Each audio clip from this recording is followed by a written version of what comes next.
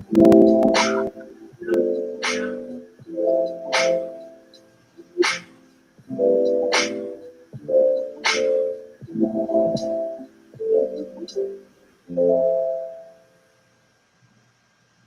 peace and blessings, family. Welcome to another edition. Of Sunday Sitting with Sisters. Thank you, Dana.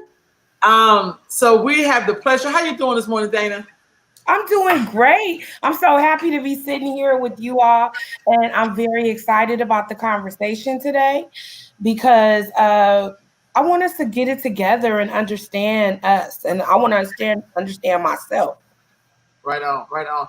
So today we have the pleasure and the honor to be joined by Bethany Smith, and this sister is a licensed clinical social worker as well as a psychotherapist. And y'all, we got a lot of stuff going on in this country right now. On top of the other stuff that we're born into, that's in our genes, that's in our environments, and we're so blessed to have this sister this morning to talk to us as we talk about depression, PTSD, anxiety, all of that stuff. We can get some clarification up in here, but also get some information where we can get some help as well. Because I know sometimes we talk about a bunch of stuff, but sometimes we leave out the part where you can go get help, and that it's okay to go get help. And in this time, it's like a lot of for women, for Black women, that's who I'm most concerned with, to be very honest with you, because we kind of hold up the sky and hold the floor together at the same damn time. And that causes a lot of anxiety and depression. We think that's a part of our culture that is normal, but really that we should not be feeling like that all the time. Like that's not okay. So thank you so much, dear Sister Bethany, for joining us this morning. Yes. Thank you for having me.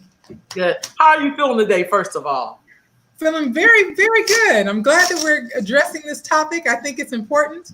And I want to make sure that that as a community, we are talking about those things that will help us to improve our emotional and mental well-being. Right on, right. So Sister Dana has sent me this article, and she's like, "Bro, we should really do something. We should have on Sunday Sit with Sisters. We should talk about this," which I thought was a great idea. Dana, could you share with us the article, or Yes, I will share with you guys the article, y'all. Let me go here. I want to say that this article is by Dr. Angela Neal Barnett.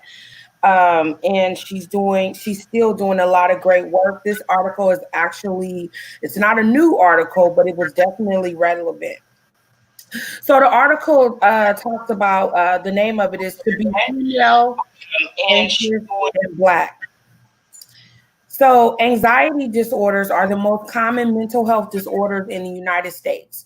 Data shows that for Black women, anxiety is more chronic and the symptoms more intense than their white counterparts. This description, however, only tells half the story. What it does not tell us is how anxiety is perceived and experienced daily by Black women. So I'm going to go into the images of Black women, and then we'll have Ms. Bethany speak to it. So to fully understand anxiety in Black women, we must understand how Black women are viewed in this country. Research and history tells us that 3 basic images exist: the strong Black woman, the angry Black woman, and the Jezebel video vixen. These images affect how other people see Black women and how they see themselves. They also play a role in the development and maintenance of anxiety. Strong Black women, are legendary. Harriet Tubman, Sojourner Truth, and every Black grandmother is renowned for her persistence and perseverance.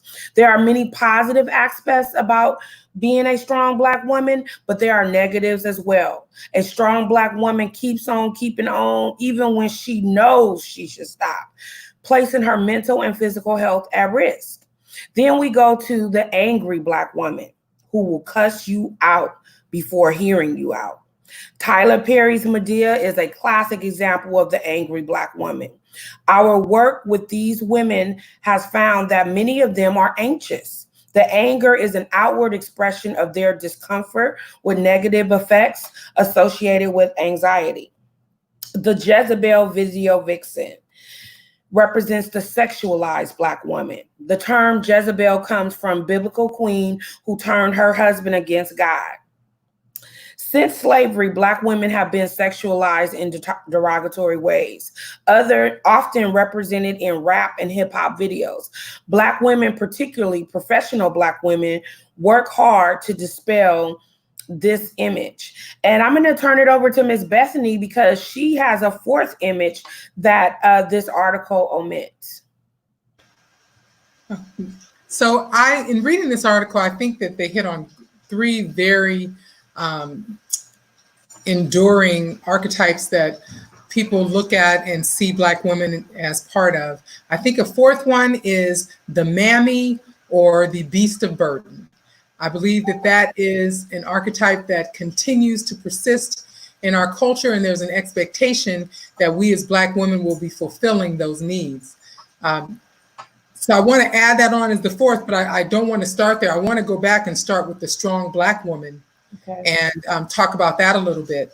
So that perception of Black women is something that over time I've even seen us perpetuate. We don't do that. We can handle anything. My recommendation is put the cape down. Like we are not superhuman. I think as a people and as Black women, we have endured things that many people would never be able to. We are continually faced with challenges and experiences in this world that are often other people are at a loss for even how to address. And we not only address them, but we do it flawlessly sometimes. That does not mean that we are intended to be able to carry that on for the duration. That does not mean that we do not have to take care of ourselves. That does not mean that we have to continue to be in that position of being superwoman. And I'm asking that people replace the S with self-care, with sustainability, with serenity. So what are your thoughts on that with the strong Black woman? I just want to say, ditto. This is such a timely conversation. I think part that a lot of what you said just makes a lot of sense. But I also think with that strong Black woman, for a lot of Black women, at least the women in my immediate line, because I like to make I statements, is that they did it because they had to, not because they wanted to. Not because you look up and it's just you. That like even right now when you see Black women standing up, well, we think men should have been standing up. You know what I mean? Like somebody said, a man will. This is not to disrespect men, but men will talk about you. Women they'll talk about you, but they'll jump in and say your ass at the same time. Like, you know what I mean? There's an action part that we always had to do, but at the same time, as you do that, it also shortens your lifespan. You know what I mean? As women, I don't know if that's because we're the life givers that we feel life a little differently. Yeah. You know what I mean? That we would just jump in sometimes when we probably shouldn't, or that's something that you learn from watching your mama and them, do that. That's something that you pick up because most things are learned behavior. But the things we also pick up with that is all of the stress of diabetes and hypertension and obesity. And we pick up all of those things. Yeah. Yes. Because that goes with the cane. Yeah. Yes. For some of us. And what you just touched on is something else that I think that is troubling about the strong Black woman image is that we are modeling the wrong things for those young Black women who are coming after us. Right on. Yeah, and like you said, we do it because we have to, but at some point to be able to discern when we can pull back from that, when we can step back from that. And like I think you pointed out, Rolanda, it puts our bodies in a state of distress. It leaves us open and vulnerable to physical illness. It puts us, it's what causes depression, anxiety, that standard to be able to, show up even if you have nothing. Well, that's not sustainable. We can't pour from an empty cup. And when those things are continued, not only when we continue to try and perform in that way, but when the expectation continues to be that, it can become overwhelming. And historically, Black women, we give and give and give, and then we are often left emotionally bankrupt, financially insecure, physically spent, and those are things that contribute to the negative impact on our mental and emotional well-being. Mm-hmm. Right on. How do we first of all identify? You know what I mean? Because Black folks. I'm born 1970. I remember hearing Black people like, "We ain't crazy." You don't even talk to no goddamn therapist. Ain't nothing wrong with you. Or have a seat some damn where, or because I think some of that stuff. And I just have to say this because I don't want to feel like I'm downing people. I think people was using what they had, because that's how we survived all of those years of harsh slavery and Jim Crow and Reconstruction and the crack era, and all of these traumas that just kept happening to us in these environments. So I think we developed this mechanism, and then that even happens to you if you've been raped or molested or whatever that happened to you. You develop ways of being like, well, that ain't shit. We say that to ourselves, but in the long run, those things come back and they weigh on your being, they weigh on your health, they weigh on your mindset. You know what I mean? How do we identify that this may not be healthy? How do you identify that? So I want to back up because there are a couple of things you said. So yes, so history shows that human beings can endure great atrocities. And again, you do what you need to in the moment. But for anyone out there who has experienced anything like what you've just described or something else that you may not have described, I want us to all ask ourselves, how might it have been different if we had someone to talk to? How might it have been different if we brought it up and we were believed? How might it have been different if you spoke it out into the universe and you gave light to it and allowed it to leave and not just live inside you, in your thoughts, in your memories, in your body, in every fiber of your being? If you can imagine that it might have been different if you would have had someone there, then that's what seeking help is about. Right on. And so I know there's a stigma that goes along with seeking mental health. And one of my goals is to combat that stigma. I think this whole conversation does that. And there are going to be, there's a continuum, right? So you may have a bad day. You may be feeling sad and down because this day went horribly bad. You got a flat tire, you're late again to your job. That means you're going to get written up or worse, even terminated. Like, you are in that moment having a very bad day. You're down, you're feeling some sadness, intense worry. That's one thing. Let's say you then, another example could be you have the loss of a loved one, right? That's a situational kind of grief and loss that might bring depression with it as well. Then there are people who have just throughout their lifetime had some level of sadness or depression that has just they've carried with them all along. And those are things that might lean more toward a diagnosis of depression. So I'm not in favor of us in general just diagnosing people off the bat, right? Hearing someone's story and saying, oh, he or she is blah, blah, blah, or he or she has this or that. Like, there is a book that psychotherapists work with called the DSM, Diagnostic and Statistical Manual. And in there, I like to think there's a little something for all of us, right? It highlights different things that might cause mental and or emotional distress. And within that, I think that there are things that we can pick out that any one of us has experienced at some point in our lifetime. And it doesn't necessarily mean that we meet criteria for a diagnosis.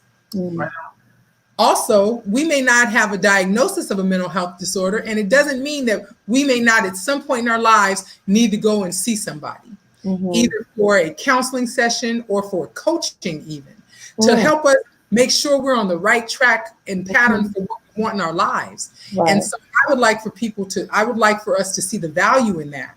I think that's one thing that maybe some other people in this society have valued for a long time and have benefited from. And I want us to see value in it and benefit from it as well.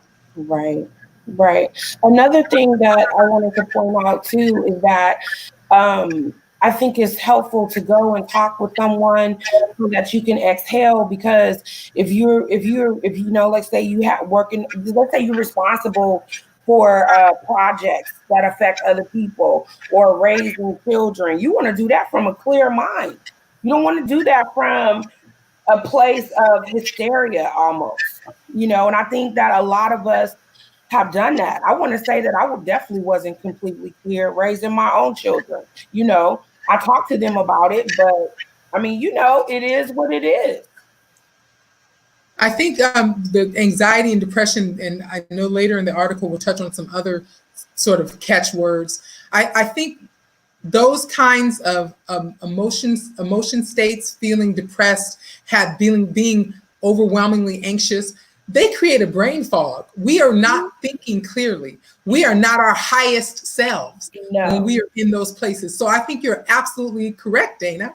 And so it doesn't only impact us, but it impacts those people around us who we are loving. Mm-hmm. And sometimes the reason why we are putting ourselves in these positions where we're depleting ourselves is because we're thinking we're doing the best for those people, when actually us taking care of ourselves is the best thing we can do for those people that we love. Mm. Yeah. One of the things in taking care of yourself, some people have been raised to believe, and this could have came right out of slavery, that it's a form of being lazy or being selfish. Mm. You know, when Black women say, "Hey, I'm tired," it's like, "Oh, that you being lazy. Like, come on, you could do this." Or, you know, that's sometimes in the culture. That's in the culture for some of us, not all of us, but some of us grew up in the culture where you did not want to be perceived as lazy. Right. You know, or being selfish. Right. Like you're doing you. Like, you know, like what is that, Sister Bethany? So I'm smiling, Rolanda, because I have struggled with that. I have absolutely struggled with that. And because that was part of the messaging that I received as I was growing up, right? That if you aren't willing to do this and be selfless, then you are selfish, right? I find myself, as I've gone through this life, I found myself having to hold my tongue, because when I've interacted with some people, that's come up for me. And I'm like, you know, that's not the narrative that I want to perpetuate. So I believe that in addition to, like you said, that it has roots in slavery and us being seen as lazy, I think that it's also a very Western concept. So in more Eastern philosophies and concepts, the people are valued for having an intense self-love. So I don't look at it as being selfish. I think that we are born into this life with an intrinsic goodness. And part of that is, before we know any different, is wanting to make sure that we are loving to everyone, including ourselves. So it is very intense self-love. I think that what happens is that needs to be shaped by the nurturers and caregivers in each person's life to help them channel that in a way that doesn't tread on someone else, that doesn't impede their needs over someone else's in a very negative way, or, you know, an antisocial way, so to speak. So, but that intense self-love, I think, is lacking in many of us. And I think that doing self-care, paying more attention to our spiritual selves, connecting with people who feed us and don't just feed off of us, I think those are the kinds of things that will help us to intensify our loves for ourselves. So let's take a minute real quick and break down some of these terminologies. What is the difference, or is there not a difference, between PTSD, anxiety, and depression? Let's just look at those terms. What are those terms, and how do they differ? Okay. So anxiety is, if you can imagine having a worry about something, let's say a worry about paying a bill. So that's a worry. You might have concern about that. You might make some phone calls to make arrangements. You might figure that out. Okay.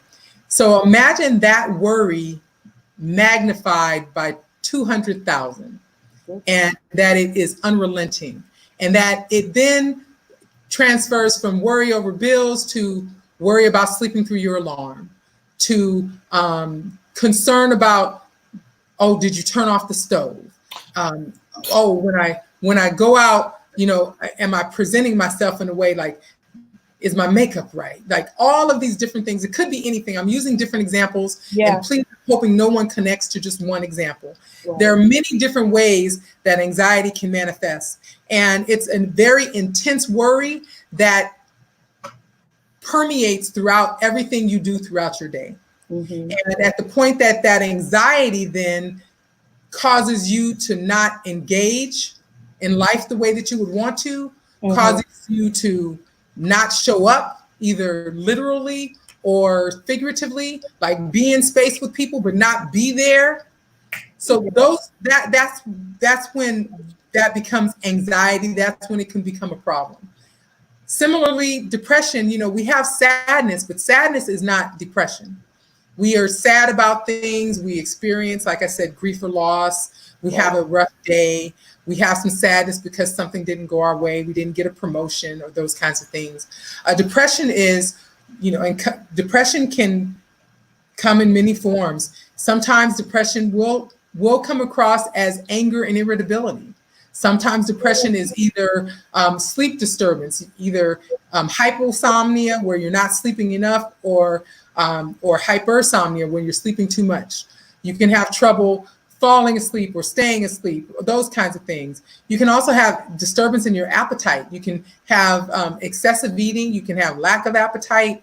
You can have just isolation can be a symptom. So depression is a more intense and extreme experience of sadness that doesn't go away.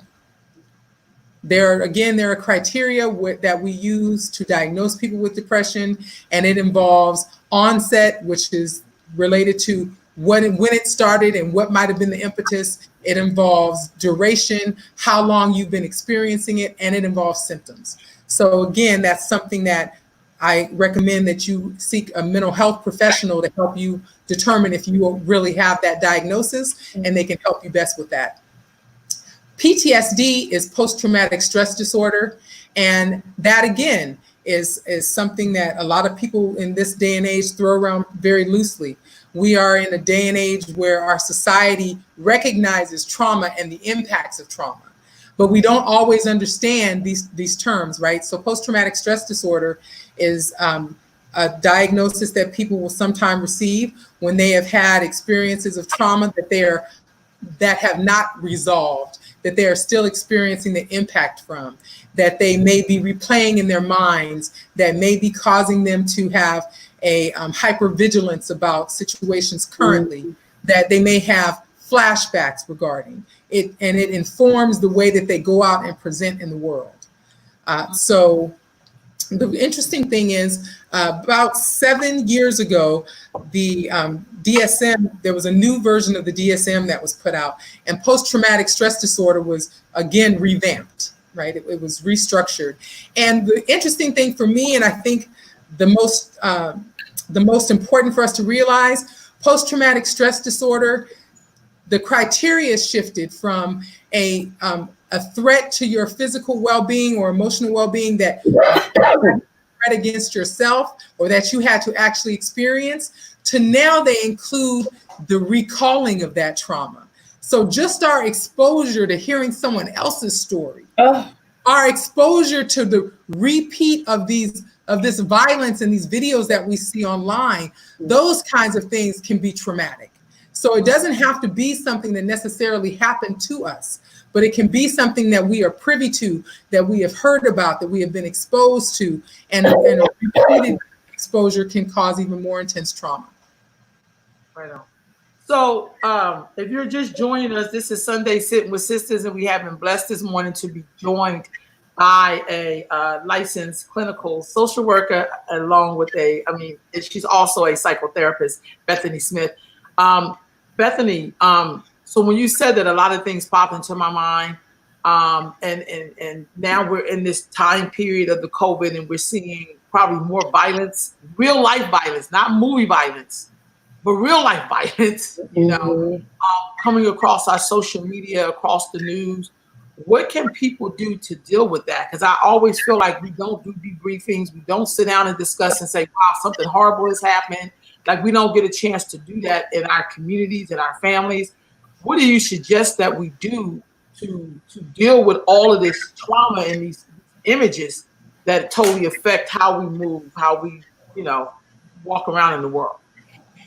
So what I appreciate, I just want to say what I appreciate most about you, Rolanda, and Dana, you as well, is you all are a living example of the fact that you already know what you need to do, right? So you're saying things, you're asking me questions, but you're also saying it, right?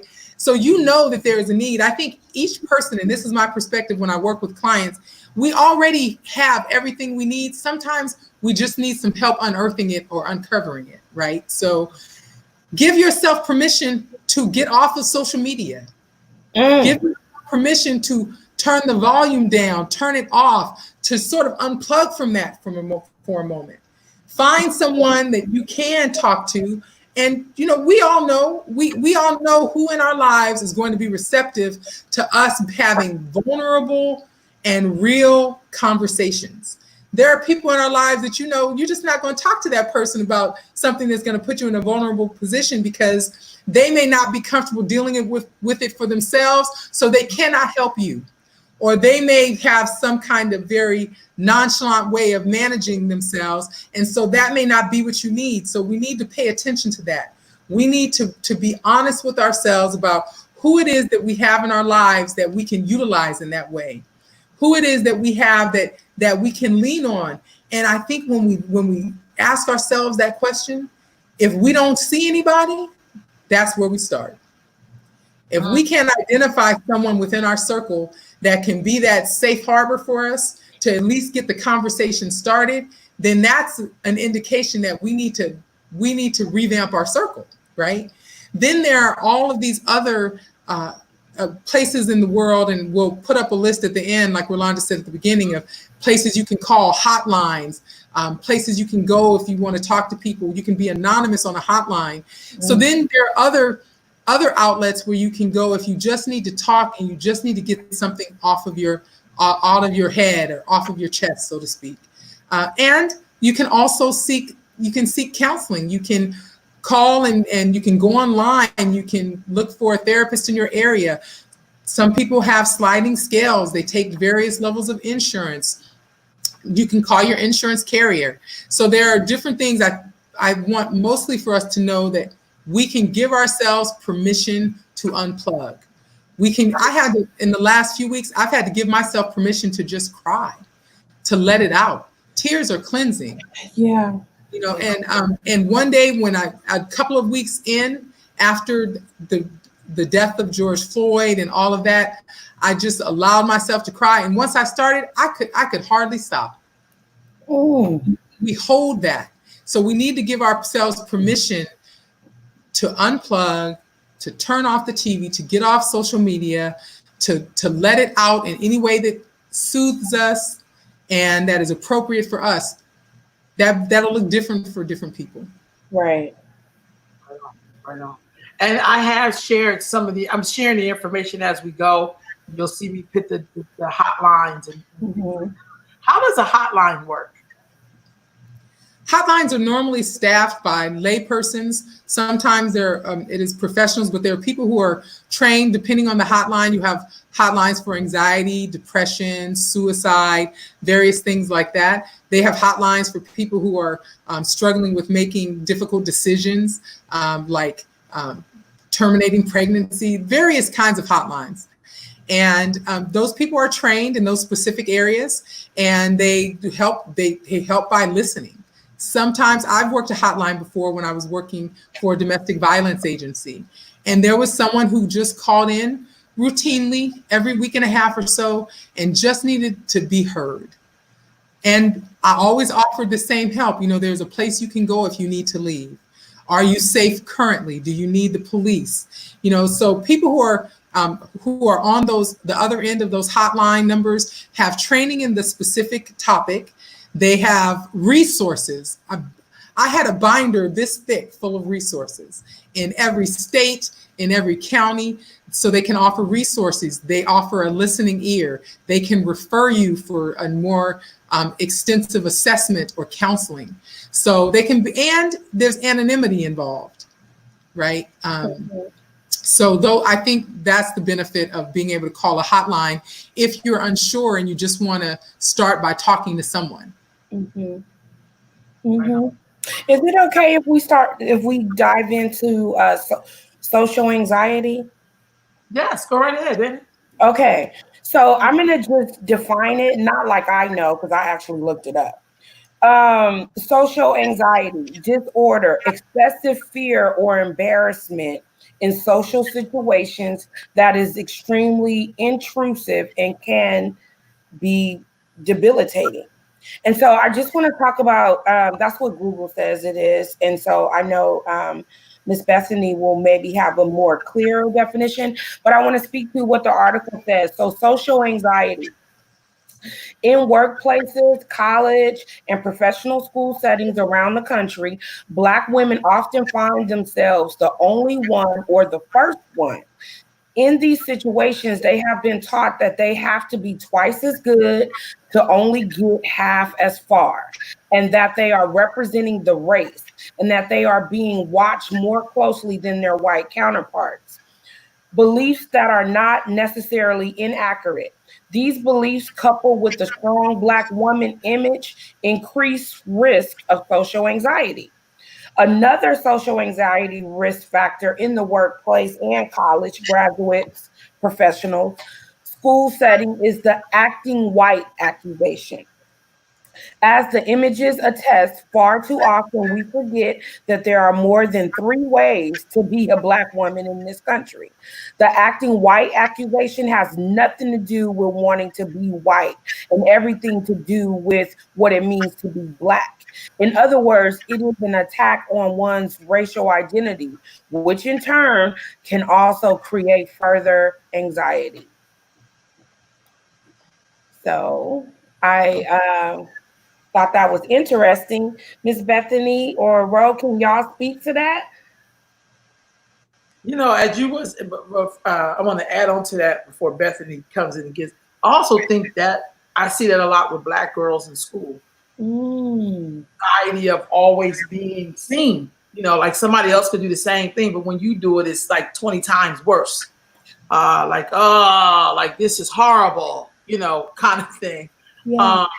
I think also anxiety is when I know I get anxiety when I have to negotiate money and I'm having to sit across the table from people who look like me and they're going to try to lessen my work. Yeah. I don't usually get that with white people. I get that with Black people. I get that anxiety. Then I have to go in there like almost like a beast. Like, to say it like that, but it's kind of like the things you have to come up with to get yourself through situations. That to me is a form of anxiety. I don't know if my stomach start hurting or I'll do like a breathing thing and I'll just be sitting there like this, but really I'm totally breathing because I know this is about to be some bullshit. I mean, to be very flat out honest with you. Those are all anxieties. I think sometimes when we hear the word, for some of us, we hear the word anxiety, think of somebody biting their nails and but sometimes you could be sitting there looking cool as a cucumber, but in the inside you are like going through it. Yeah. But you still have to that fourth term that Bethany said, as a Black woman, you got to get that kind of, I got to go up in here. You know what I mean? But really, my heart is beating fast. All of that adds to your. I definitely understand the mental health piece, but I also know it also shows up because I do believe that dis-ease is a form of things trying to talk to your body's trying to get your attention.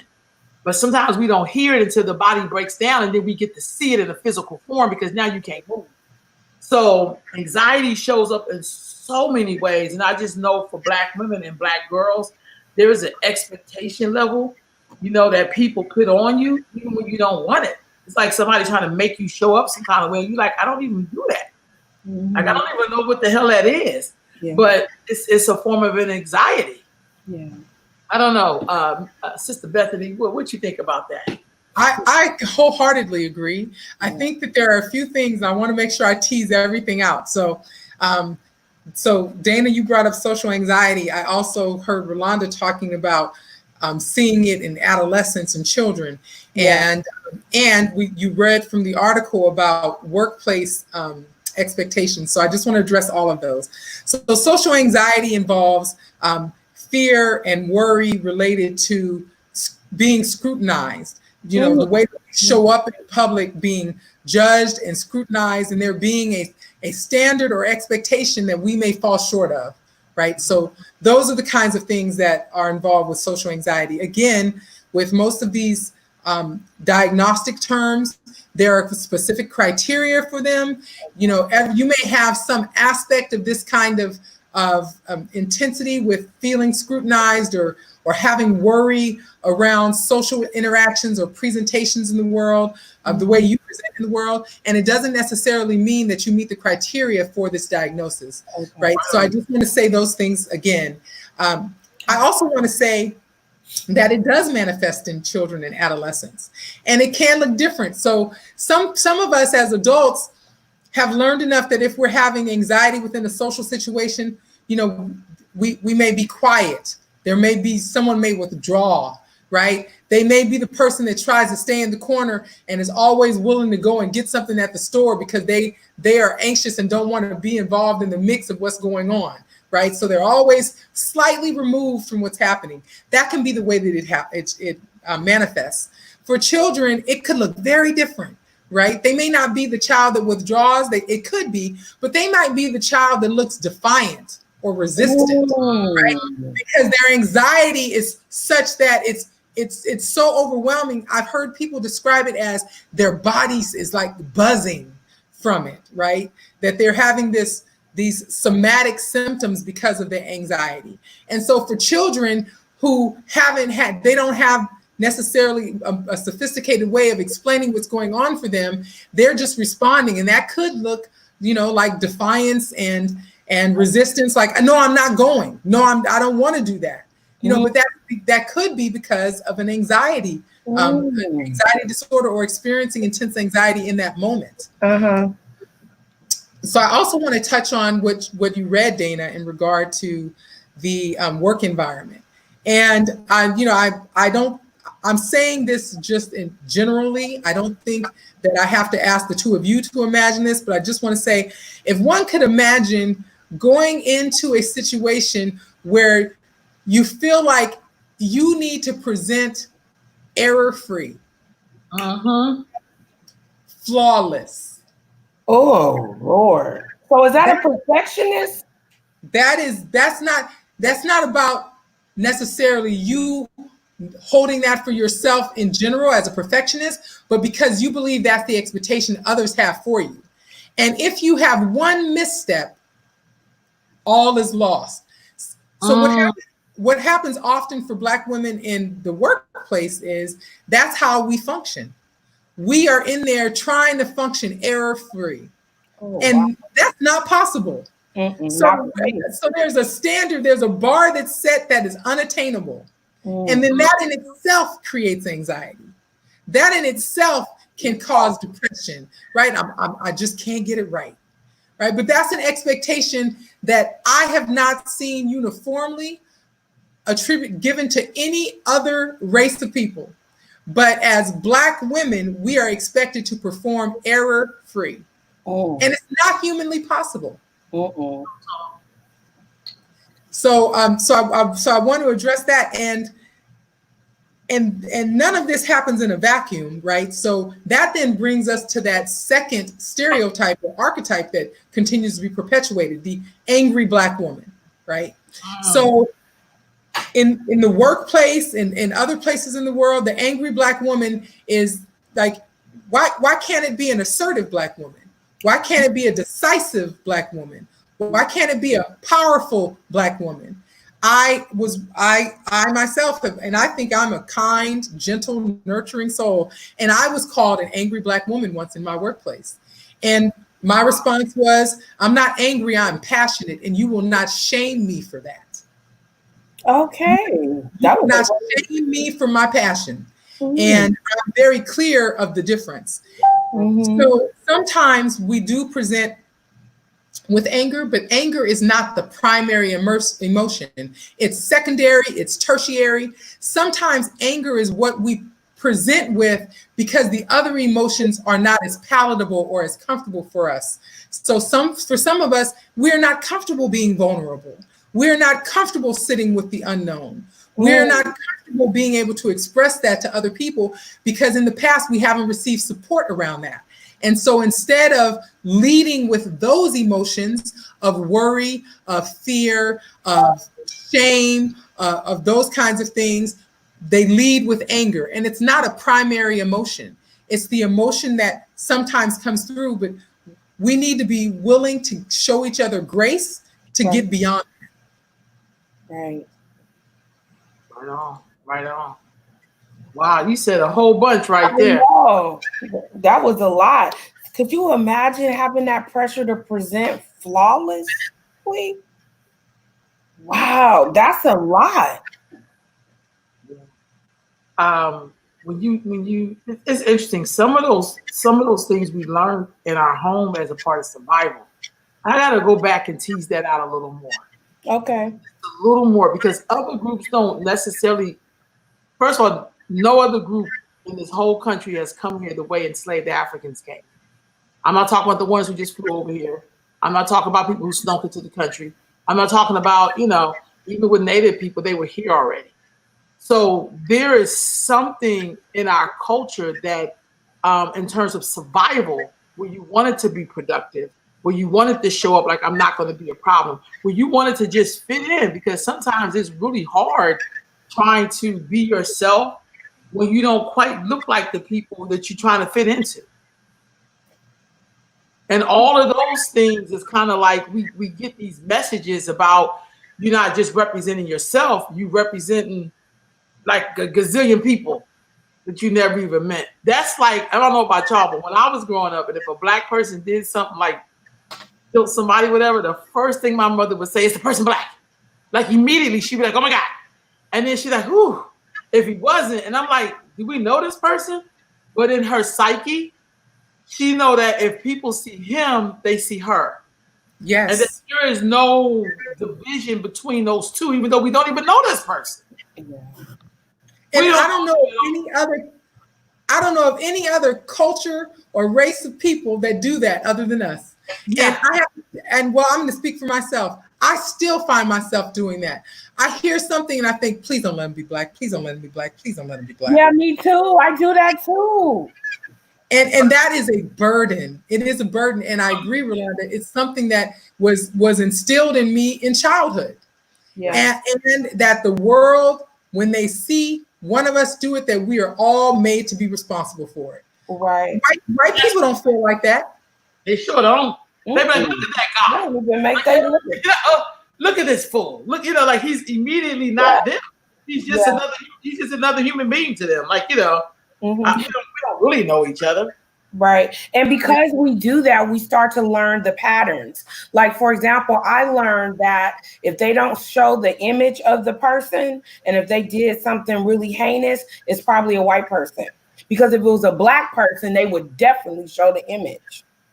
Absolutely. Yeah. So you're getting in a whole nother topic, Dana. I'm sorry. Because I love it, because it shows that this is not isolated. This is not an isolated thing. This is the way this world works, and it fosters these different kinds of emotional states. If we are not careful, if we're not paying attention, we can easily become anxious. We can easily experience depression. We can be exposed to traumatic events and not attend to it and develop some greater emotional issue, right? So there are so many different parts of our society that contribute to that. So I like the fact that we're talking about so many different things, because it all contributes. And so what you're talking about is mass media, right? So our media in this country, which has access to us all, has a system. You talked about there's a pattern or a system to the way that they present information to us, right? And a lot of it is skewed to make it seem like we are the bad guys always, we being Black people, that we are in some way, deviant always. Yeah. So it's interesting. I saw something recently. It was a page from a traditional newspaper, a paper newspaper. And there was this huge photograph and a Black man's face. And it talked about him being arrested for theft and robbery. It was huge. It took up maybe a third of the page of the newspaper. And then this small section off to the left, just a little sliver, was a very small picture of a white man, and it talked about him murdering someone. Wow. So that's how you know you're living in an alternate universe, right? Yeah. That this man who has murdered someone, that's not the top story, him end up being a white man, but this black man being arrested for stealing, it was a vehicle or something. Like that takes prominence, right? Yeah. Because it fits the narrative. And that narrative in this country, that media narrative of Black people being violent, the aggressor, of Black people, perpetrating all of these horrible acts, that narrative can contribute to our experiencing depression, anxiety, and having PTSD. It absolutely can contribute. Yeah. Wow. Wow. I know. Wow. So can I say, just so I'm clear, so post-traumatic stress disorder, that's a triggering event or very traumatic event that triggered a mental response, but is it untreated, or is it just something they have to live with? Do you mean is it curable? Is that what you're asking? Yes. So many people believe that PTSD is not curable, that it can be managed, but it's never completely gone. However, I've been trained in something called EMDR, which is a treatment modality that helps with treating people who have trauma.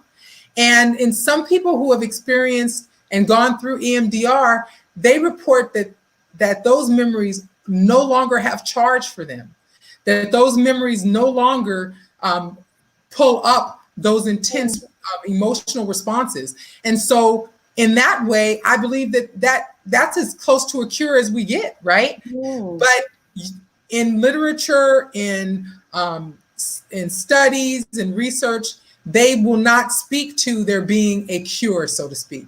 But it is absolutely manageable. There are ways that you can deal with. Sometimes people have night terrors. Some people are intrusive thoughts or those kinds of things.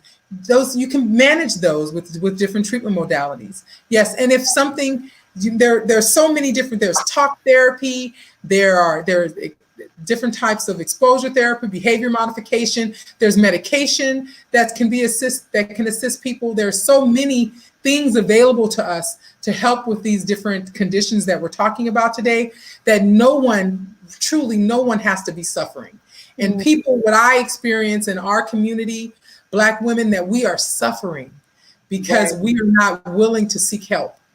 And so I think that the number one for me, just willingness. If we can be willing to try it, do something differently, especially if we've tried other things or if we've done nothing and we still are in that place of suffering. Right. Can I say, well, yeah, and then some people choose to self-medicate and things of that nature. But what do you think that we should be doing in our communities to really, really just finally remove the stigma on seeking help? Because I feel like it's not just a matter of saying it. You're breaking down generations and generation of teaching, right? So, like, how can we really just turn the corner on that, in your opinion? By what we're doing today. Okay. Like shining light on it, putting it out there, having these conversations. There's a Nigerian proverb that asks, how do you eat an elephant? And the answer is one bite at a time. So we just, with every conversation, with every interaction, every time we attend to someone, we are making a difference. We are changing the narrative. Okay.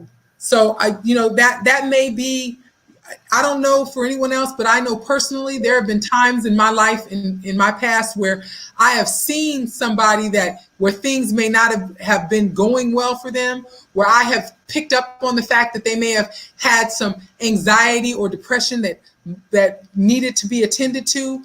and they chose not to speak about it. And so my unwritten and unspoken contract with them was, I said nothing as well. We need to stop that. We need to stop that. When we know better, we do better. And if we see someone, if it's to the point where we're noticing that something is going on, at that point, that person probably a long time ago needed to talk to somebody, needed to be able to get some things out and you know, so to just not be silent, to not have those unstated or unwritten agreements, to stay quiet, to offer, you know, to talk about it with people, to start to normalize it. Having these conversations normalizes the conversation. Okay. You know, some people get worried and like, oh, don't talk about it. If you don't talk about it, it'll be okay. Just pray about it. Well, those things are good, right? But they don't solve the problem.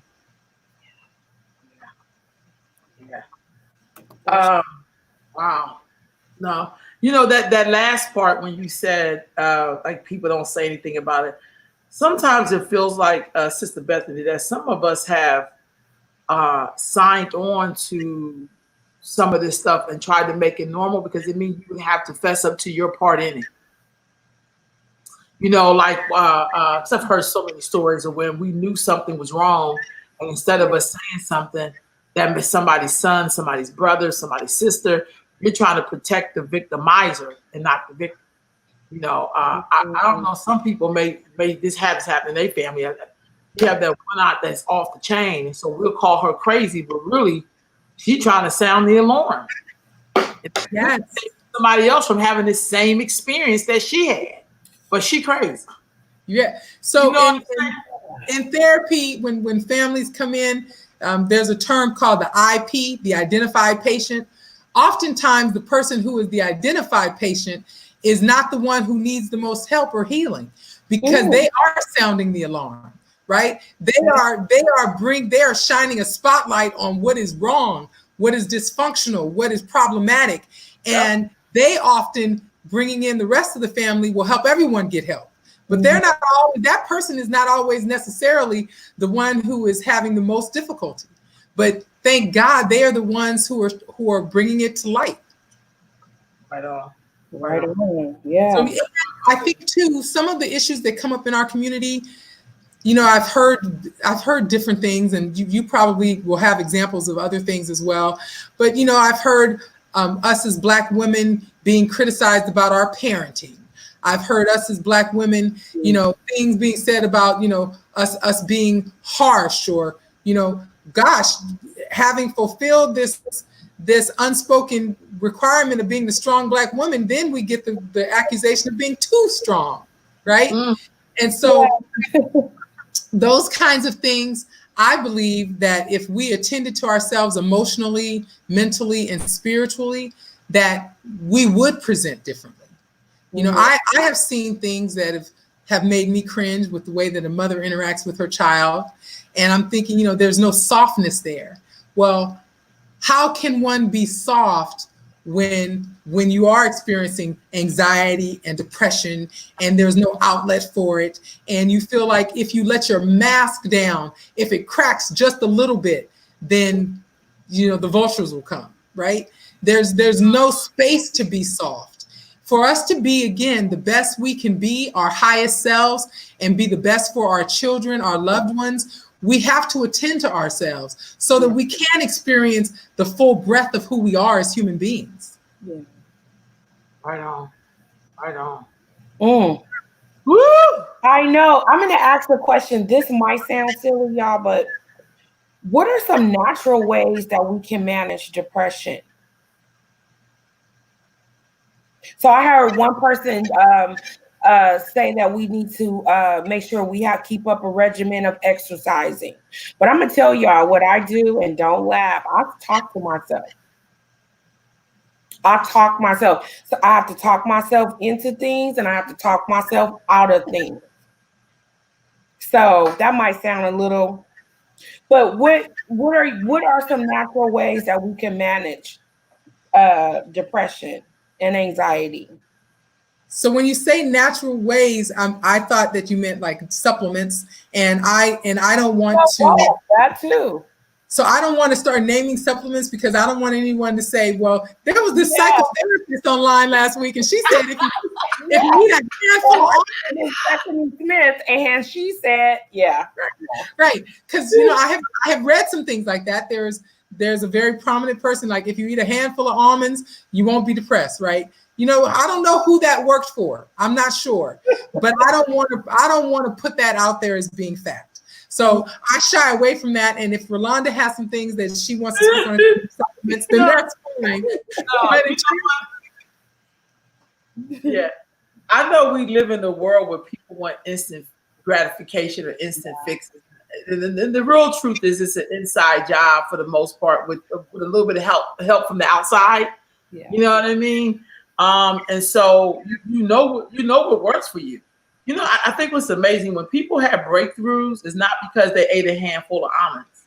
I love the way you said that. Usually people have a breakthrough when they really get to connect with themselves and feel like they have the power to change something or to be aware of something. Or I love the analogy you made about how there's a ant eat an elephant. You know what I mean? And it's like one bite at a time. I think sometimes we be looking for these really big, quick fixes. Like in my journey to trying to lose weight, which I'm losing now, I would see stuff, and it's like, like the iPhone, it would always come up with these ads. Like, are you in my brain? How do you know I'm trying to lose weight? But when you see something like, put this in the water, then you're going to lose weight, and then you buy it and you gain weight, you're mad as hell at the ad when you know it was a little bit more than you just more diligent walking.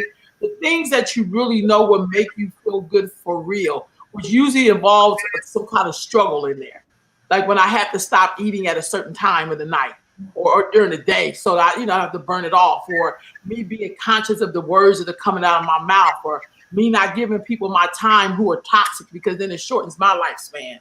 Me not being attracted to the negativity and turning off social media or not watching reality TV shows or not talking to people who always got some negative or ready to feed your rage, but not ready to help feed your wellness, if you will. Wow. So for me, it's kind of like there are no quick fixes to it. I also think sometimes when you're feeling depressed, that don't mean you're always depressed, but when you have that feeling, that's usually, I feel like that's your alarm going off that something is wrong. Yeah. Or maybe you have to deal with that disappointment. There's a difference between being disappointed and being depressed. Yeah. There's a feeling when you've been rejected. I remember working with someone and she was saying how she was applying for houses and she would get rejected because of the credit application. And she says like she was $30 here, $30 here, $30 there. And she said just the rejection part alone made her feel so bad about herself. And she had to really figure out, how do I deal with this feeling of rejection? And so I think sometimes we live in a society where we're into this instant gratification where you just have to do the work. And sometimes, Sister Bethany helped me with the food. Like you making me all of those meals helped me to get on the right track. My homegirl Cheryl made me some soups that helped me to get on the right track. But the key is that I had to say, I need some help. Yeah. I had to say, I'm not good at that piece. You know what I mean? Could you help me with that? And then to have people be so like, yeah, but if I had went to some other people who were really negative, they'd be like, well, girl, shit, just, walk every day. Even the way people say stuff to you will make you feel like it's going, like you can do it. Isn't that like having, I think babies give me this. When you're with a baby and you're trying to help them walk for the first time, you know how excited you are, and then they see the energy and you clap a little bit, then they be like, maybe I could do a little bit more the next step. It's kind of like wanting to be in the light and not trying to find the light in the dark, because that's you be bumping into all kind of shit. Like, no, I'm attracted to the light. Yes. I'm attracted to the light. I can't do the dark. I just can't. I hate having to cuss somebody out. I really do. Mm-hmm. I don't get no pleasure in that. I hate when I have to turn into one of my girls who I love. She a grown woman now. I love when she got in the fight and I said, what's going on? She's like, Mama Ro, I be trying to show up as Samaria, but in the world that I be in, I gotta be. She said, I really want to be this other person, but the environment that I'm in order for me to survive it, I have to be Mimi. And she started to figure out that because I want to be this other person so bad, which is her real name, which is beautiful. Samaria is the name out of the Bible. She had to let go of the Mimi people. Because Mimi was protecting her, because when she was young, she went through some stuff. But now that she's coming to a woman, she don't want to carry that over into being a grown woman, and she wants some of that joy and some of that happiness that she had experienced pieces of through other people. So that is where I think we need to honor ourselves. Yeah. We need to give grace to ourselves, and we need to honor our experience. And that's when, I'm a firm believer in ritual and in attending to ourselves, and as private or public of a manner as we think is necessary. But that's a time when, for me, then I want to thank Mimi for how she served me. I want to thank Mimi because she got me through some hard times. And I'm going to figure out a way, as I mature and I grow and I do better and know better, to be able to honor Mimi and say goodbye to her. And to have a ritual around that, because every aspect of who we are at different points in our lives, there's nothing wrong with that.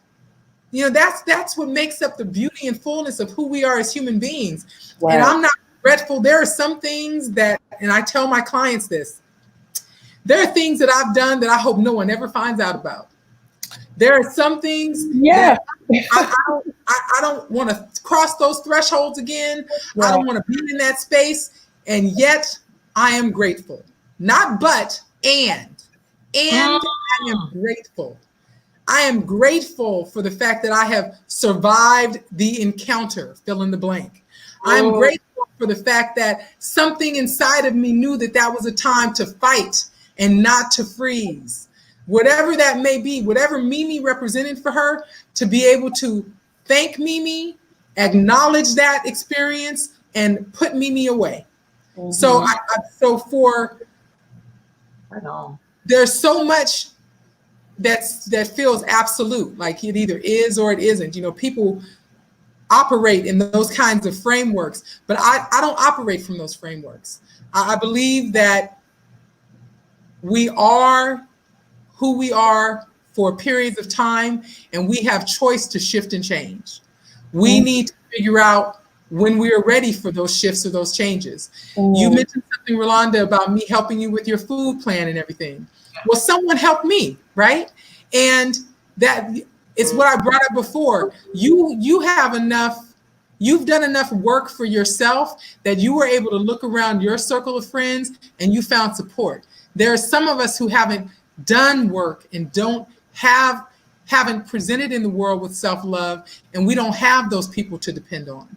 That's where we need to first start building up those networks, start building up those resources so that we can have people. And I also want to say, for Dana, your original question about what can we do naturally. So some people, I believe, have a chemical composition where they are going to need some kind of medication assistance. Okay. So either it be anxiety disorders or depressive disorders. And I want to make sure that there's no shame in that. Right. So it's akin to if your pancreas has trouble producing insulin, you take something for that, right? Mm-hmm. So if your brain needs help producing the chemicals that it needs to keep you in a balanced emotional state, please do that. Right. Please get that prescription, sis. Please follow through. Please take care of yourself. There's no shame in that. It's just like any other thing. It's a need that your body and your mind has. So I want to say that. And then I also want to add that there are things we can do to also augment that. That's not the only thing you do. You can engage in talk therapy. You can become part of a sister circle or a group to talk things through, people who are of like mind or like experience.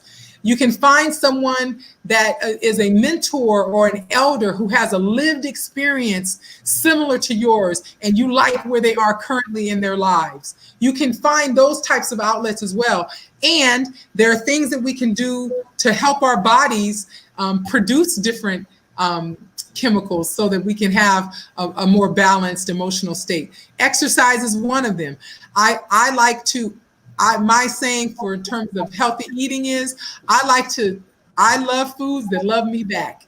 So I try to eat better so that I can feel better. And I'm not perfect. I fall short sometimes, but we can exercise. We can put good things into our body. We can definitely put good things into our minds. And that's by determining who it is that we are associating with, who may be a drain or may be a negative impact, and stop communicating or associating as frequently. We can love each other from afar. Yes, we can. You know, it might be making sure that we just take some alone time. I think that we don't value alone time enough.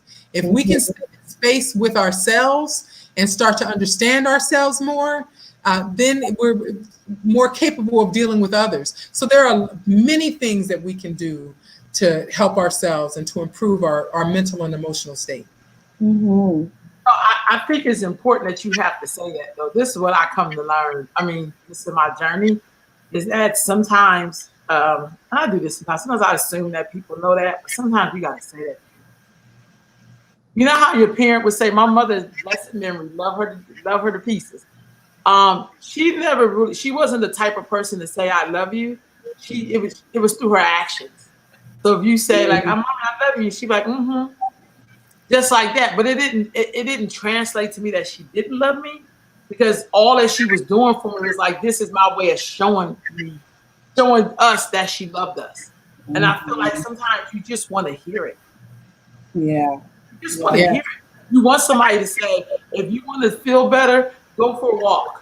You know what I mean? For me, walking in the morning is just like a saving. It's like air for me, like really fresh air.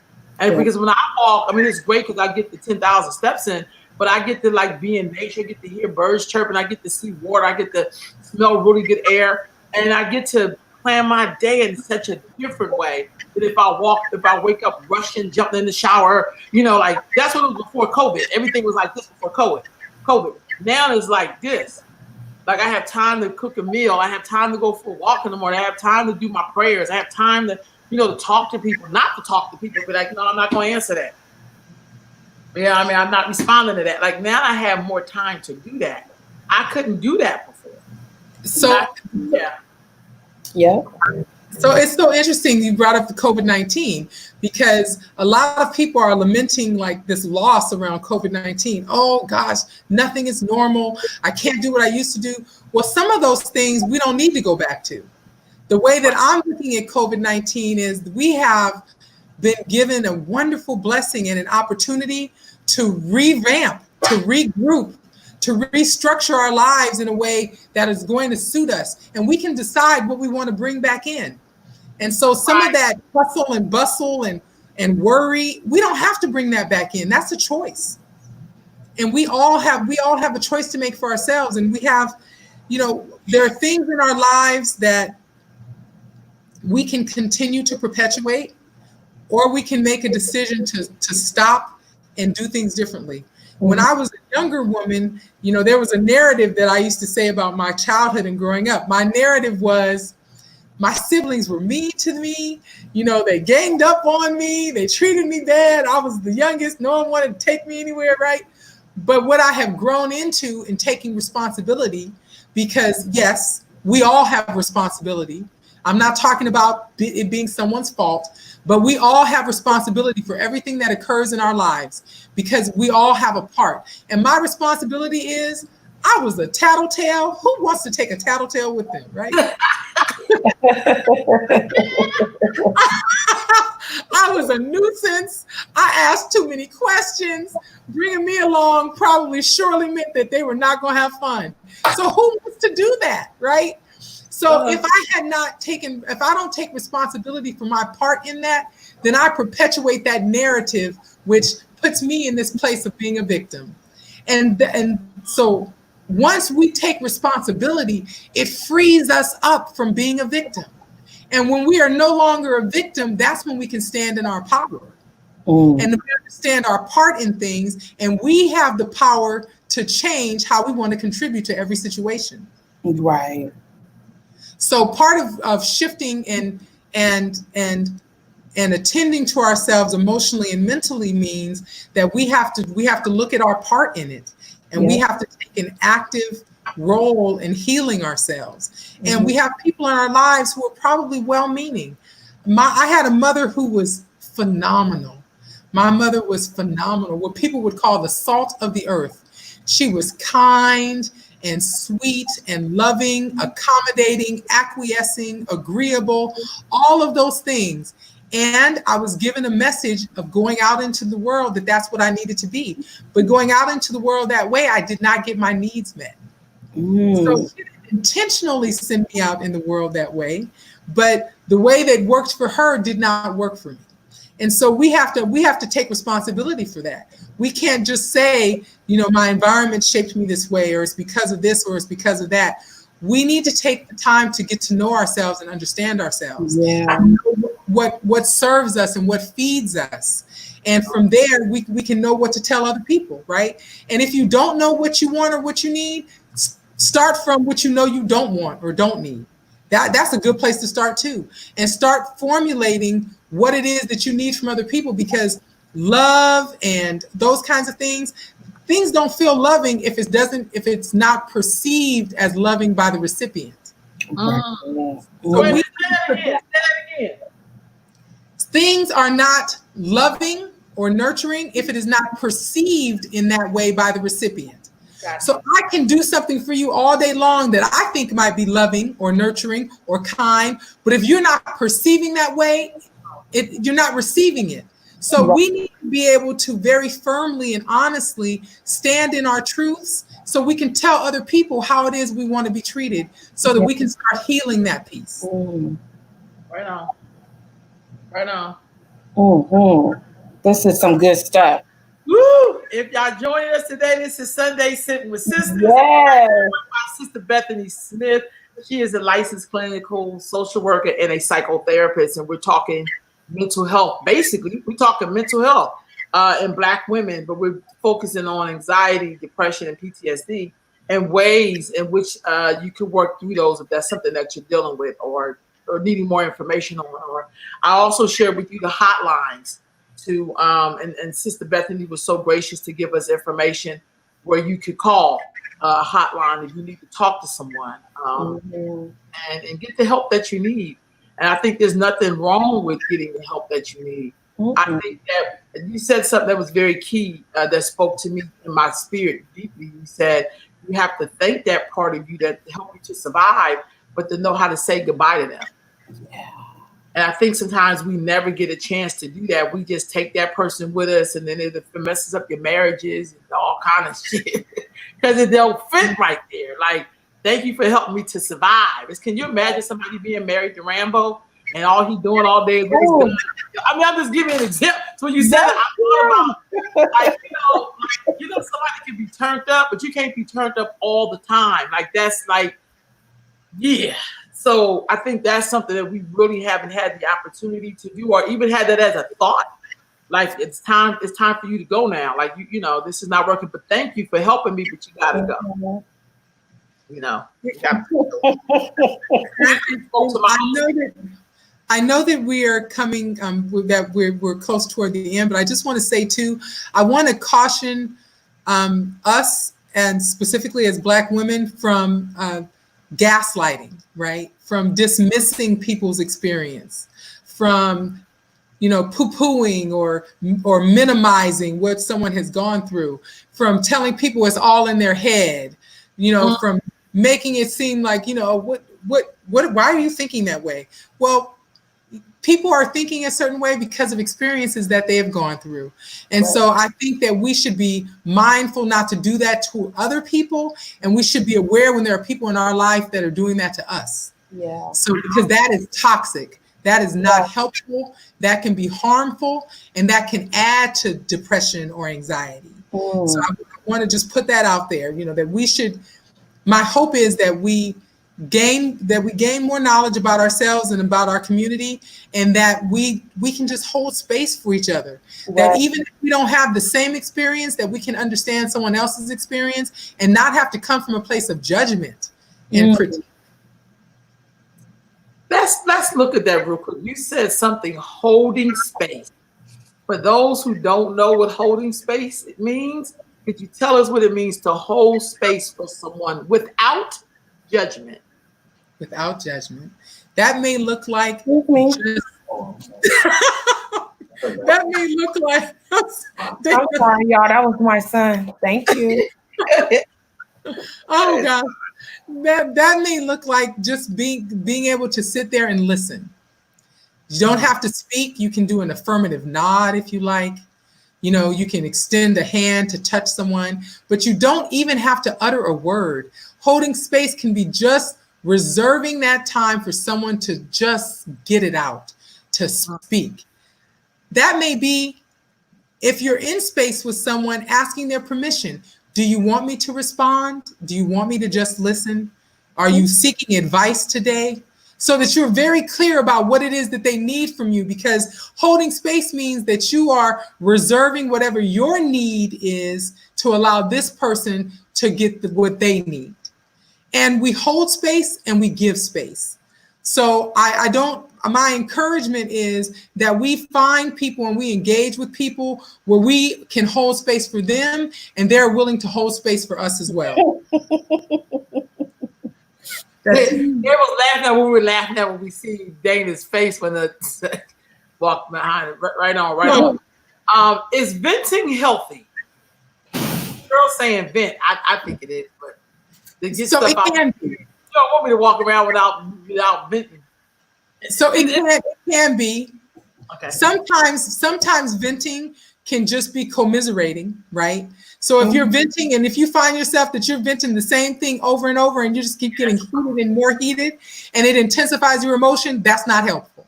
Yeah. So I don't believe in absolutes. I don't, you'll probably never hear me say something, never do this or always do that, because things are appropriate for different situations sometimes. There are some things that I might think are inappropriate in general, but are in inappropriate times are very appropriate, right?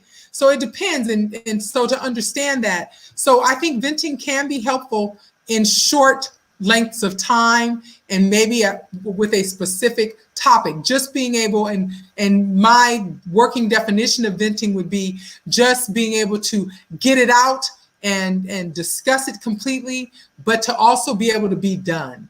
Not to have this ongoing outstretching of venting that just fuels anxiety, anger, depression, or any of those things. Right on. I agree. That totally makes sense to me. Yeah.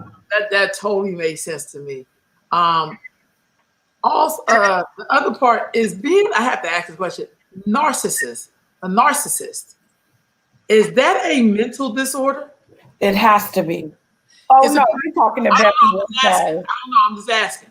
It's a personality. It's categorized as a personality disorder, and personality disorders are one of those things that Dana talked about briefly.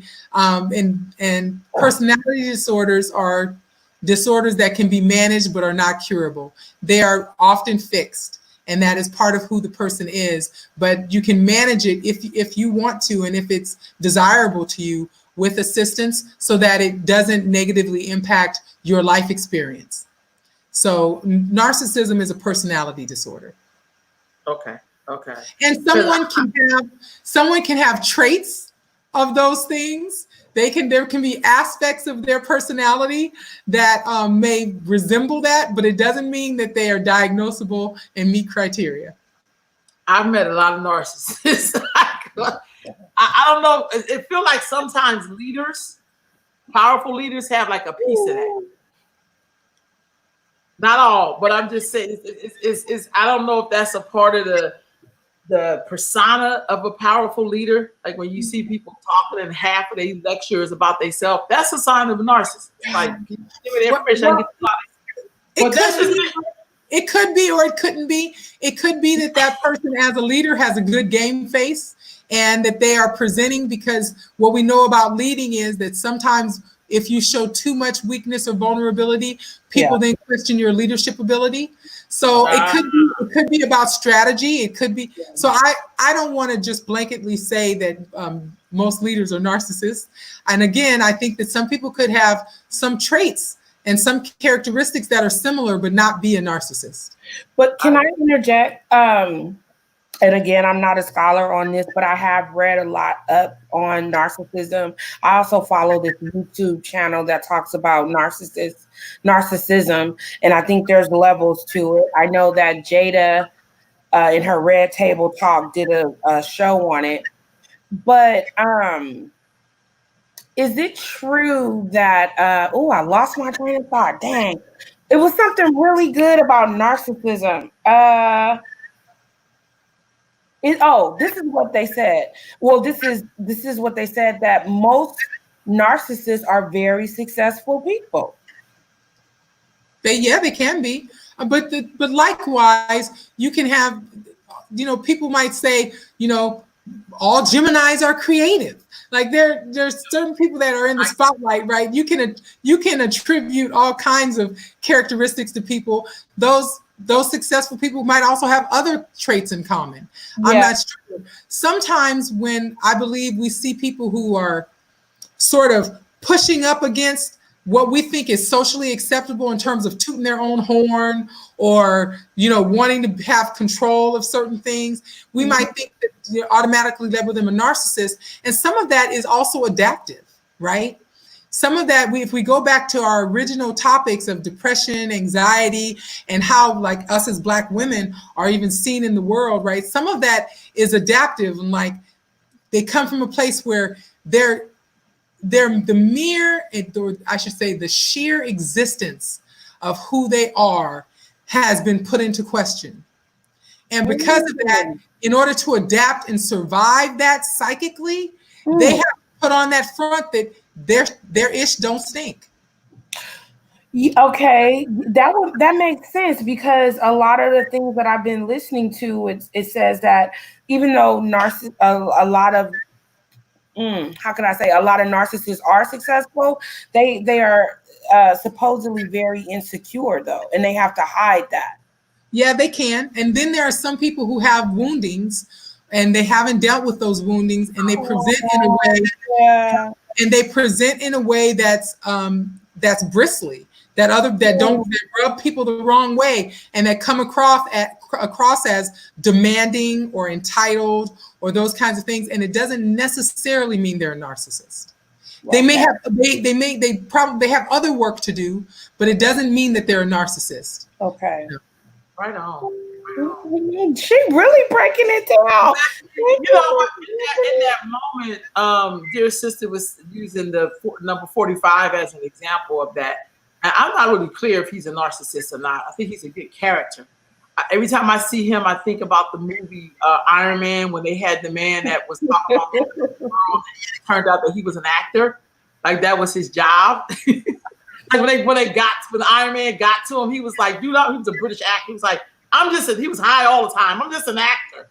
So I feel like, and then when I brought that up, I really was thinking in terms of working with some people who were really narcissists, in terms of not just the way that they rolled, but the way they treated other people as it pertained to them. Like everything had to come to, like you could be talking about somebody's cat died, and that person will come in and be like, I had a cat that died once, and it's devastating. And immediately everything goes right back to me. Like, we are talking about this person over here. You know what I'm saying? But now that the person is older and they do that, I don't really say anything. I just be like, well, this person gonna be like this, and then they die. But I also know that sometimes being a narcissist can really hurt other people. Oh yeah, absolutely. I watch other people really struggle, and some of us aren't as strong enough to deal with people who are narcissists. And you know what I mean? And can't go get the help they need to make it back or make it out of the, because it's almost like a form of abuse. It's like I felt like I was in an abusive relationship. I didn't know it was in a relationship. You know what I mean? Like, you know what I mean? It's kind of like, how do you deal with someone who's a narcissist and everything is about them? And, it's just this way of having to deal with that when it comes from other people who look like you. You know what I'm saying? Because some of the other stuff around race and being a female and all of that plays into how you get tangled up and stuff. It's like following somebody and then you discover that they crazy as hell. But, and you very well could have been dealing with a narcissist. I was trying to pull up some of my my criteria from the DSM, and I was trying to do that as we were talking, but I just wanted to say specifically the way, like, if you're dealing with someone and like they have an inflated sense of self, this huge ego, they are only concerned about their own needs, they need a lot of attention, excessive adoration, they want to control that, you know, everything around who they are and the way you see them and perceive them, and those kinds of things, that fragile sense of self, that wounded ego, those kinds of things. You could be dealing with someone who has narcissistic personality disorder. So I don't want to dismiss that. You very well could be. Mm-hmm. I think most important for me, hearing what you're saying, Rolanda and Dana, isn't necessarily, like, I don't have to know that you have a diagnosis of narcissistic personality disorder to know that I'm not going to fool with you. right. Right? Right. So, like, it's the, you know, we need to be, I believe that it's important for us to know when we are uncomfortable with someone in our space. Right on. And I believe as Black women, as I'll speak for myself, as a young Black woman, what I was taught, what I was modeled, what I was trained to do was to be accepting and accommodating even when I didn't feel comfortable with people in my space. And we don't have to do that. Right on. We don't have to do that. Whether or not they have narcissistic personality disorder, whether or not they are abusive, whether or not this or that, we don't have to argue with them. We don't have to figure it out and discuss it. That's not our work. That's not our job. They have work to do. And my work is to make sure that I'm taking good care of myself. And if taking care of myself means that I have to stop fooling with that person, then that's what I need to do. I want to bring out that Tisha said it's hard to deal with them, referring to narcissists. From my experience, they don't want to deal with their own shit. And I like how you said that that's not our assignment. Our assignment is to deal with us, our stuff, and how we choose to have them in our lives or not. Yes. Right on. Yeah. I just heard someone. I just saw a comment pop up where someone said they target the weak and minded and vulnerable. Mm-hmm. So again, I want to caution us, because, you know, because you may be a kind person and someone has abused that kindness, taken advantage, you know, I believe each of our work is to acknowledge that and take our part and move along. Yeah. And to not be shamed for it. There are so many people who, out of shame or fear of being ridiculed, won't even speak about the things they've experienced, because the hidden message is going to be it was their fault. Well, I'm not talking fault. I'm just talking about responsibility. And my responsibility is for myself is to not have myself be in that situation again. And so they can do that to weak-minded, vulnerable people all they want. And they won't be doing it with me again. Right on. Right on. Once, shame on you. Twice, shame on me. Sister Bethany, thank you so much for joining us today. I mean, this was an awesome conversation. I did post up and share it throughout the show, hotlines in which you can call if you feel like you're dealing, you know, with mental health crisis or anxiety or depression, or if you just want to talk to somebody, period.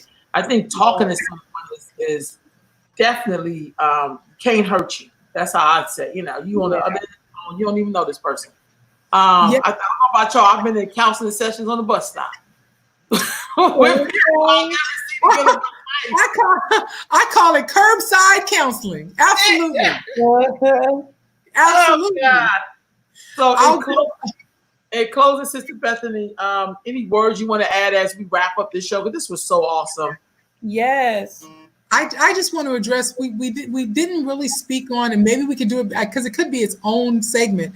Okay. We really didn't speak on the archetype or the stereotype of the Jezebel or the video vixen. Oh, I know we didn't. We really didn't. This has been such a rich conversation. Yes. We didn't get to it, but I just want to speak to that. And I want to again say, we do what we need to survive, right? And so a lot of women in Black women in our society, that is what's going to garner them the attention that they need or seek. That's what's going to garner them, sometimes livelihood. And so I want to make sure that maybe at another date we can have a more full conversation about that. And sometimes it's a, people, misguided or not, it's a way of reclaiming control of their own sexual identity. In a world where Black women are fetishized and sexualized, and we aren't, little Black girls are rarely given the opportunity to be children and are very quickly seen as womanly and attributed woman type of tasks and things like that. And so I think that leads to this whole video vixen stereotype and Jezebel. Well, we're going to have a part 2, bro. We do, because that makes a lot of sense. And I definitely think that's something worth looking at, because when I'm working with young girls, they are so impacted by that piece alone. Yeah. Like wanting to be desirable, wanting people to see you as being attractive. Yeah.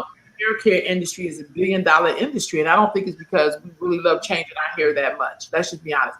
We do some awesome stuff with our hair.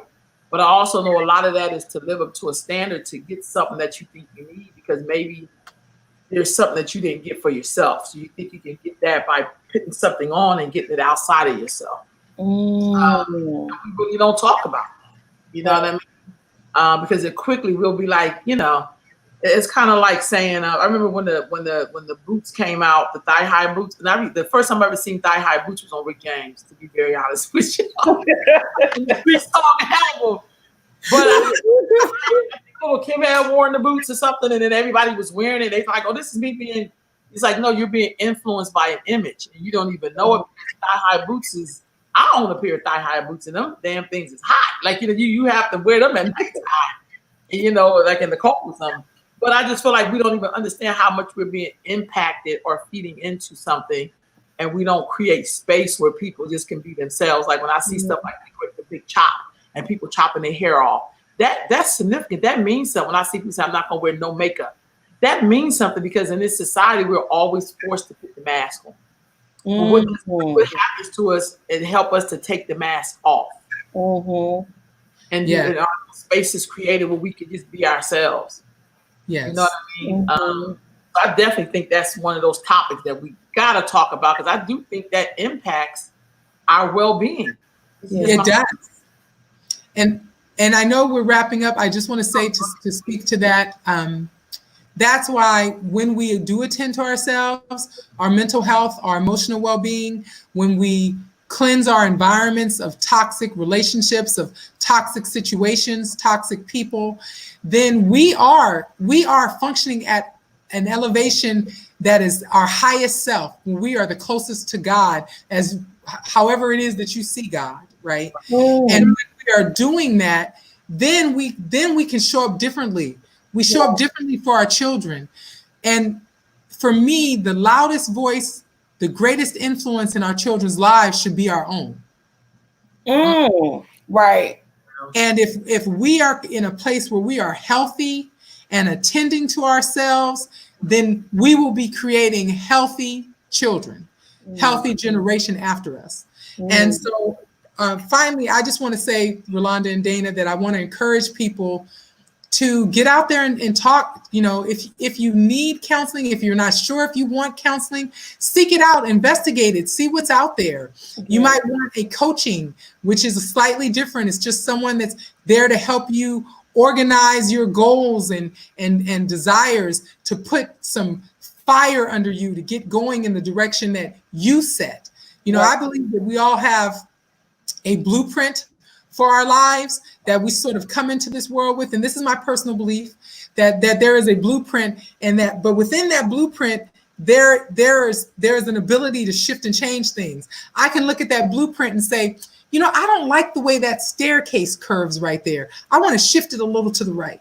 Or I can say, oh, you know what? I want the plumbing to go to this room and not to that room. Like within that blueprint that we come into this world with, there are places where we can change things, where are where we have choice and we can make improvements and sort of shift the details slightly. And we need to take ownership and responsibility for that and do that. Right on. Well, y'all, thank y'all for joining us on Sunday Sit with Sisters. Sister Bethany, thank you so much for joining us, for giving us your wisdom, your knowledge. Yeah. It just feels so good. I love the way that you keep your balance. Yeah. That's not easy to do for me. I'll be trying. Thank y'all so much. I look forward to seeing y'all again next week on Sunday Sit with Sisters. Enjoy your Sunday and get out, y'all, and get some of the sunshine or the rain, no matter where you are. Bless his family. Peace and love. Peace and love.